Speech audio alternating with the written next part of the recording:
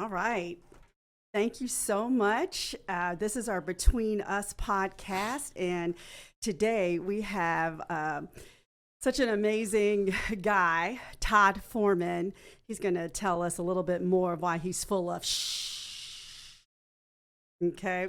I'm full of it. So, well, welcome to our Between Us podcast, Todd. Thank you so much for being here. And, you know, as we discuss, we're really going to talk about really what that means, this shh, that I wanted to be a surprise for everyone, and really walk us through basically our podcast is about hard conversations. So sometimes those hard conversations, it could be work related, it could be family related, it could be in our places of worship. The neighbors, you know, my next door neighbor is telling me, like, Alina, we've got to cut the hedge, which is my hedge. So so sometimes those tough conversations can come in many different packages. And I know you have one for us today, but why don't you go and reveal what the shh part is and tell us, you know, what you do here at Blue Alliance? Sure. I didn't realize there was actually a surprise. I thought I must have misinterpreted the word. No, actually, the S that she's referring to is service, and my title is Director of Community, but I primarily focus on service. Been part of my life for, the past probably 40 years, although I never anticipated it would be. People don't need to know how long. No. We'll cut that out. Oh, okay. So, yeah. Well, there's a lot of S words out there. As my daughter, when she was growing up, I used to say, now we can't say the S word here. And the S word for us was, it sucks. So she couldn't say that, you know.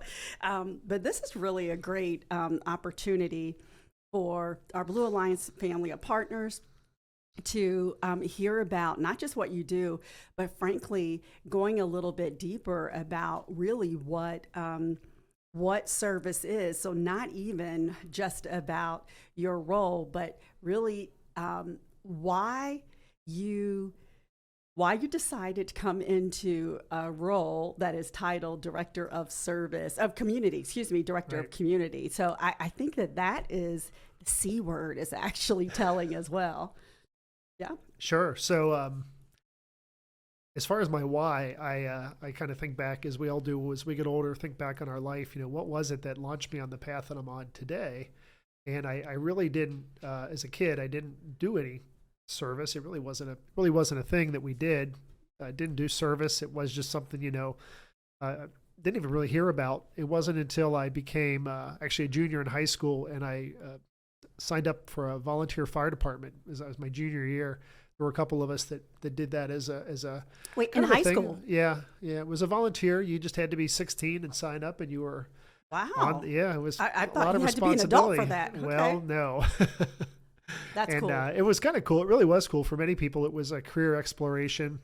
For me, I didn't know about it. I didn't think about it at the time, but when I was younger, when I was in fourth grade, I think my dad passed away, and I didn't have a lot of male role models, actually any real male role models in my life. So when I did join the fire department, I had a lot of strong men and women who really were role models for me. And so not having that in my life, that really was an important thing as I look back. And that, I guess that was service. I was doing it as a volunteer. I was spending my own money and my own time and trying to do better in the community and trying to figure out what I wanted to do when I grow up. I was also then went off to college, and I did leave the department after senior year of college, I think it was. Um, So you stayed for a few yeah, years. about That's 4 a pretty, years. Yeah, yeah. wow. It became from a volunteer department. It went to a full time, fully staffed department, and they had some expectations I just couldn't pull off with my school. So yeah, I left. I left for left it as a career, and a lot of the guys that I was on with are now retired. They've been on 25, 30 years, and now they are posting a lot of pictures to Facebooks of them traveling around the world. Oh, it went from volunteer fighting to a career, yeah. But it was great. fires in the I don't have community. any regrets the path I've taken, but I do look back with a lot of fondness on those days. But yeah, that was my first why getting into volunteering, and then I really didn't volunteer again until after college. I got involved with Big Brothers Big Sisters. Oh, wow. So I want to go back to this volunteer firefighter. I grew up in a community, and it's actually the community that that you hear me talk about in our first 3 episodes with Alexia. That community had it was volunteer firefighters until it got staffed. And I just heard you say that it was career exploration, and through that was really the introduction to volunteerism for you.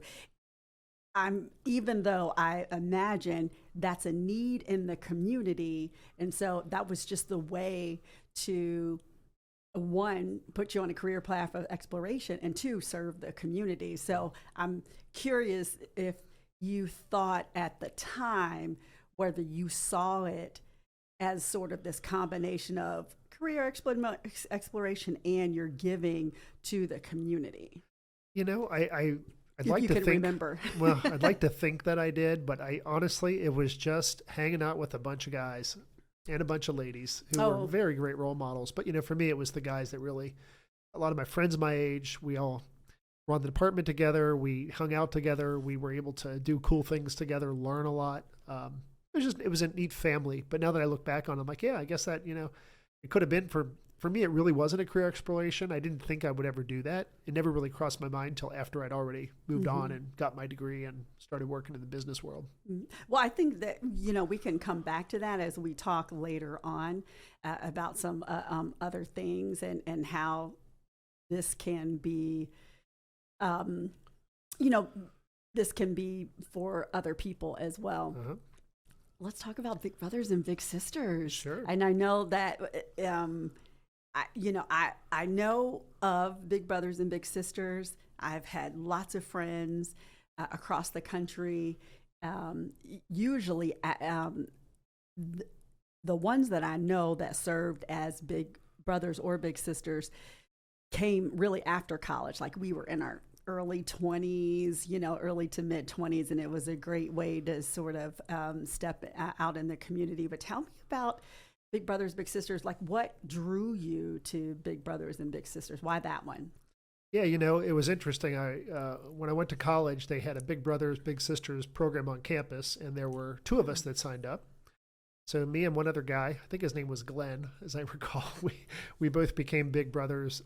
It wasn't the Big Brothers that you see today. It was just a college version of it. But I do remember meeting a young boy whose dad had passed away. And I think for me, it was probably an opportunity. It was the only real service opportunity I saw when I was in college. Maybe there were others I just missed. But it also kind of resonated with me, having lost my dad. So, it was only a couple of years that I did that program. And again, there were only just 2 of us that were in the program, which was kind of interesting. But it stuck with me. And then I became a Big Brother officially through Big Brothers Big Sisters of Cincinnati after I graduated college and started working. Oh my gosh, that's amazing. Seeing, as you were saying in the fire department, that having males as male role models, understanding that there was a need in your life or father figure, and then really passing that on to others at such a young age.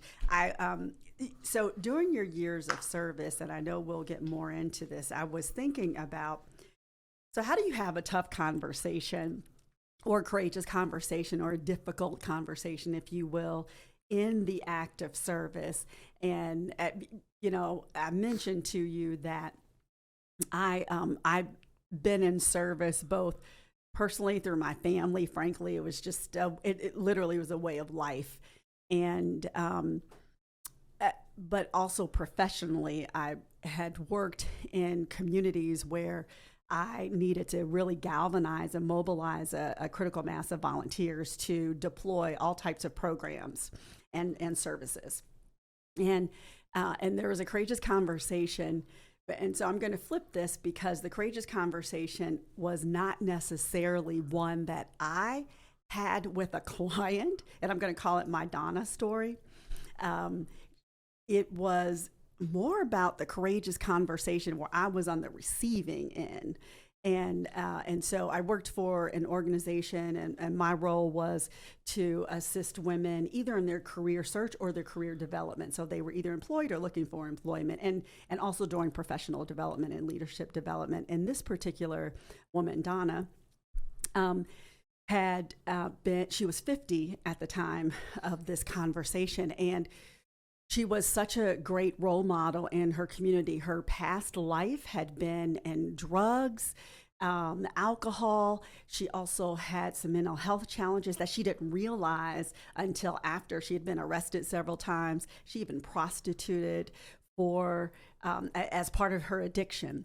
And it was a policeman that really got her on the straight and narrow. And when I spoke to her, she was a peer counselor in the community, or actually a city agency that she had come from.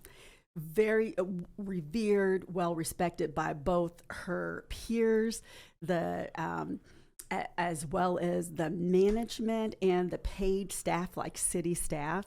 So much so that she would do a lot of talks, national talks. She was in news publications. And I came to find out, at some point, her being a mentor, that she didn't have a GED. And I thought, oh my gosh, the role that I play, I could, get dollars for her. She'd get her GED because she could, with that degree, a diploma, she could maybe go on and get a degree and literally be the head of this agency. So I was really excited about having this conversation with her. And I'll never forget that she said to me, she thanked me. She was very blunt. And she said, Alina, I've spent half of my life in jail, even though I've been clean for, at that time, it must have been close to 10 years, if not a little bit longer. She said, here's my dream. My dream was to own a home, have a husband who loves me, that I would take care of him, and we have a place for our grandchildren. And that was her dream. It sort of washed over me, almost like I was embarrassed, because that she had defined success, and that was actually part of the mission of this program. It was self-defined success. And I sat back in my service role thinking that I knew what was going to be best for her from the world's eyes, and I hadn't really taken the perspective of her. And so I'm just sharing that courageous conversation because I was on the receiving end, not necessarily on the initiator end. And so I'd love for you to talk to us about either a courageous conversation or maybe even a hard to handle situation through your service, because I think that's telling for folks who are thinking about service or maybe don't know much about service. And so have you, in your experience of service, have you had to have or received a tough talk or maybe even a hard to handle situation through your service? I did put some thought into that, and I have had a number of things over the years that, the more you do, the more time you spend with people, the messier it gets. And there are things that, are tough to handle, that you have to, especially with the work that I did. What I didn't mention, another part of my why, is that I left what I was doing as a software developer with my degree and got into teaching. I decided to become a teacher. And as a teacher, which I thought was a service and a ministry, I also ran a community service program for many years. I've been doing it for a long time. And through that, you meet lots of people. And not only are you serving, but you're also with lots of kids while you're serving. So we've had to have conversations and clear things up. But I was thinking about your question, and I really did think about my little brother, whose name I won't mention just because Cincinnati's so small. Everybody knows everybody. But he was 10 years old when we were matched, and his father had recently been murdered. And he and his mother and his sister were living in a really tough situation down in over the Rhine. And we would chat weekly. We'd get together as a big brother, and we would get together and do things once a month, go to the zoo or grab dinner or go for bike rides or whatever, typical big brother stuff. And we stayed together for quite a while, and actually are still together today. He, when he was in his 20s and 30s, he would frequently have girlfriend problems. I remember one time he told me he was mourning the loss of a girlfriend who broke up with him, and he didn't brush his teeth for like 2 years. And I'm like, really? That was a tough conversation. I don't know where that came up with. And lots of dentist appointments. We had to take care of that too. So he did get married, and his first wife had to talk them into lots of financial problems. Lots of talk them through. You don't go to rent to own to purchase TVs. That's just not. How many the way stories do I know of that in serving? Yeah, yes, and you just get snowed under. And in a loop, it's in you this. Can't get out of it. It's like a hamster wheel. Yeah, and he was moving constantly, and had to try to find him reliable transportation so he could get to work. And then he and his first wife had marital problems. Next thing I know, he's getting married again to another young woman who was actually not so young. She was quite a bit older than him, and we learned that she married him just so she could become a citizen. Then she ditched him. Oh, so yeah, she was very determined. In fact, I never even met her. It was that quick, Wow, like months. And he finally did meet the woman that he was meant to be with. It was actually a childhood friend that he never anticipated, and they're still together, but he's now in his 40s, still struggling financially, hard worker. The kids had more, I call him a kid, he's still a kid in my eyes, has had more jobs than I'd ever know. His mom has passed away. His brother doesn't talk to him. He lost touch with his family. He has a strong faith and is really connected to a church, which is good. Had a lot of anger issues growing up for obvious reasons, but we still get together. We're getting together next week after next. Good guy, and stay in contact. And even if we don't talk for 6 months, it's like we just pick up where we left off. But many difficult discussions over the years, and educating. He's very open to learning, though. And again, he just seems to be very blessed to run into the right people. But it's been a 30-something year journey now, trying to make sure he kind of pulls things together. Thank you so much for sharing that. You are full of aren't you? As someone who has done pockets of service, whether it was mission work, overseas, nationally, within the community, the neighborhood, even, hearing this journey, this is actually a lifelong journey, and that I'm hearing. And so I love the fact that you still call him your little brother, and you've purposely made it a decades long, and it sounds like he has purposely made it or intentionally been receiving, and hopefully even learning, giving and different aspects of his life through this relationship with you. And, I think that's telling about service and creating an impact. That was what you chose, and all of that started with, hey, my father passed away at a young age. I decided to, the next step is trying to figure out what I wanted to do and getting into volunteer firefighting. And then, I know I'm putting it in the first person for me, but just thinking about your journey, I'd like to know, because you told me, especially in college, and there's probably other times as well, that serving has made a profound impact on your life. What are you able to articulate, or can you articulate what that means in terms of a profound. Sure. Yeah. One of the things when I was teaching, and I left teaching this past June actually to come work here, is I've always told the students that when you serve, it's just an excuse, an opportunity to get to meet people you would never meet. And True. If you serve enough, or even just a few times, you quickly learn that you get a good feeling when you serve, and you almost feel guilty. It's like, well, I'm getting more out of this than I'm giving.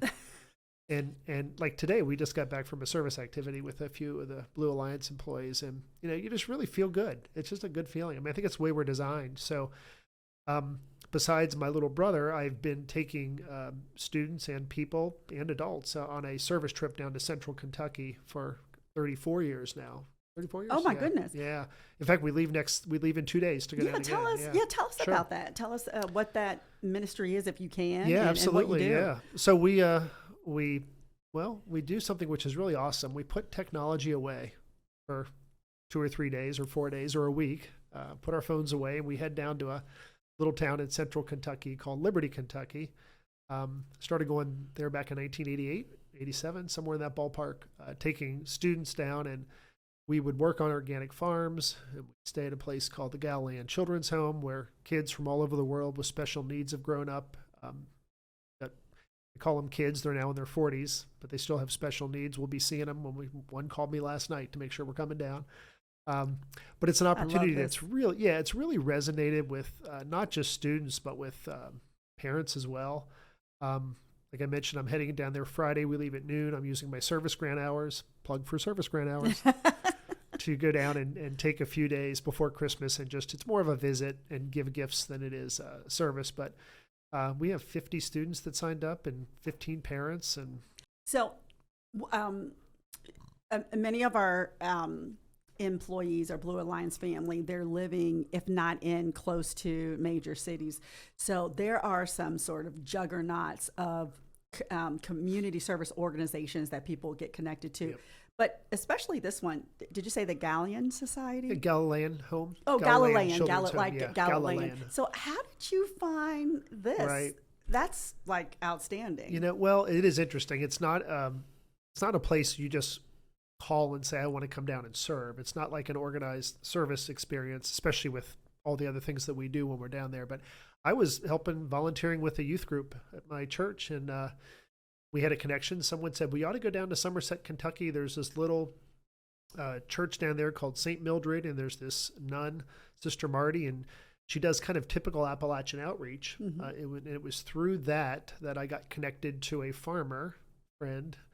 And after Sister Marty's ministry sort of kind of fell apart as she got older, still continued to see the farmer friend named Jerome. And he's an organic farmer. He's an ex-hippie. He's awesome. Great guy. Musician, theologian, comedian. My type of guy. Yeah, he is. He's absolutely hilarious. He's just funny. I could tell story after story, but we struck up a friendship, and every time we'd come down, we'd work on the farm, and that became the best part of the trip. So over time, connected to Jerome, and then and Paula, his wife, and their kids, and then quarter-mile away from his farm is this Galilean Children's Home, which has been around for 40 years and really nicely kept secret. And now it's, to go back to your original point, it's not me serving people or my friends serving people. It's just visiting friends is what we do. Mm. We're all friends. And I'm open. That's a good tagline. Yeah. We're visiting friends. That's all we're doing. Yeah. It's not, sure, you could call it a service trip. Some people call it a mission trip. I certainly don't call it a mission trip, what we do, but it is visiting friends, and they're excited to see us. We're excited to see them. A lot of Amish, a lot of Mennonite and folks. And what I'm most excited about is that now that I'm here at Blue Alliance IT, Nick and Heather Recker, Nick has been on the trip a couple times with his daughters. He wants his employees, the folks in Blue Alliance, to also have this opportunity and other opportunities. So you'll be hearing about Liberty, Kentucky. We're going to be heading down a couple trips. Are the students there, the students that come from all over the world, do they also assist with the volunteers on the farm, or there are kids other at the Galilean opportunities? home? Yeah, at the Yeah, Galilean they're home. they're actually disconnected. Yeah, Okay, the okay, kids at the Galilean home live at the home or okay, work at the home or work at one of their ministries, but yeah, okay. they're not connected to the farm. Oh, okay. Yeah, the students that I've been taking are the students I took as a teacher. Okay. So this is fascinating to me. And so I, shared a little bit about my Donna story. You have your little brother and all these other um, service opportunities that you've been involved in through your profession and also personally. And, you really said it. So I want to loop back to Nick and Heather started this grant program. So, the service grant program has been around for close to 10 years. So tell us a little bit of more to our Blue Alliance family, really what the service grant program is. I'm sure they can glean from yours, but how it got started, why it's important, and then how would you recommend folks getting connected? Sure. So as I mentioned, got a chance to meet Nick and his daughters on our service trip, and he was telling me about his company and how he and Heather really want their employees to become more than just workers and more than just people who make a living, but really wants them to develop as individuals and really wants them to develop and grow as people, because he knows the power that he had through his experiences through his life, and Heather as well, that the quote I put on our website is, you make a living by what you get, you make a life by what you give. And in order to kind of prime the pump and give people an opportunity not to make excuses, I guess, and say, in the fact that they are given time and giving money, you're paid to serve 40 hours a year. I mean, it's like 3 hours a month. It's not a huge commitment. You can make it. Our jobs are important, but we can take a breakaway for 3 hours. He even mentioned to me at one point, he said, Todd, I just really want people to take a break from working and just take vacations. He goes, I really, I feel like we have a culture, a group in society where people just work, especially with our hardworking, exceptional employees. They just don't stop. So he really values that. So he's given us this grant, and he says it's been highly underutilized and would like to see that happen. So I'm pulling every trick I have out of the book to try to get people to come. You're relentless. I love it. I see those emails, and you are making connections. And one of the things that we talked about with service, you had said when we first talked is, service is, you're building relationships, and from relationships, you go from there. And I know Nick and Heather, their business is built upon relationships. That's how it started. That's how it's been able to flourish and continue. And so with our Blue Alliance family, we are not only magnified through that, but we want those roots to go deep, and we want those branches to go high and wide, right? Yep, exactly. So tell us, some tips of, how do we get others to who may be full of shh in another area and full of shh in this area? So what should they do? Give them, they need to go where, they need to do what? Sure. So a couple things I'd recommend. First, I want you to know that, through COVID, which we're all tired of hearing of, we lost touch with each other. And I think many people went into their houses, and many people never came back to their apartments, wherever they live. And I think it's time now to come back, reconnect, develop some new friendships. And I think that's really important that we do this. I also know that I talk to a lot of people, including myself and my wife, but we have family obligations, a lot of things going on. And it's so easy to say you're busy, but I would say make it an evening activity, make it a day activity, do something with friends, do it with your family, trying to structure service activities that your kids can participate in as well. And I think they're going to thank you if they do. I know many high schools have, and middle schools even have service requirements, so I can help you fulfill those. That's true. My friends who have students, this is a phenomenal way. Too often I have had students come to me over the years that are like desperate to have their 100 hours or however many hours. And they're like, Miss Alina, can I? And it's, you can do this, as Todd said, 3 hours a month. for you to really have, I think this is a gift, the service grant program. Huge 40 gift. hours is a gift. And having worked with other companies, this is a rarity. And, and I also see it as skill building, leadership, honing those skills. So no matter what level of the organization you are, there's so much that, you know, you can go. I know, frankly, from my service, I literally was able to get college scholarships. I went to a university that was an accessible, at the time in the 80s, it was one of, like, it was in the top 3 most accessible campuses. And they had a program that was headed by a dean who had actually had a disability, where they hired college students. So I was a college student that was hired to assist our population that were in wheelchairs or had some needed assistance. So I wrote for tests for folks that were blind. I helped, you know, do grocery shopping. So I actually got paid. You know, back then it was like, you know, I got $50 an hour. That was huge, you know, as a college student. And I also got a scholarship through my service. So I literally left college with being the first person receiving a scholarship in that dean's name. So I know the power of service and how it can actually transport us, even in ways we didn't really know. And so that's sort of my plug. Sure. And so do they call you, email you? Do they go to a website? So a few things. Yeah, I definitely recommend that you check out the website that we have. I'm putting together. It's temporary, but the format, the location will change, but the content will be the same. And we'll post that on the end of this podcast. But I would start by just taking a chance. You know, if you see an email from me, rather than quickly delete it, read through it, and maybe there's something that resonates, and invite some people to go with you. Today, like I mentioned, the service activity I did, it was 2 coworkers who came together with me. That you'll slowly develop relationships with your friends, with the nonprofit organizations.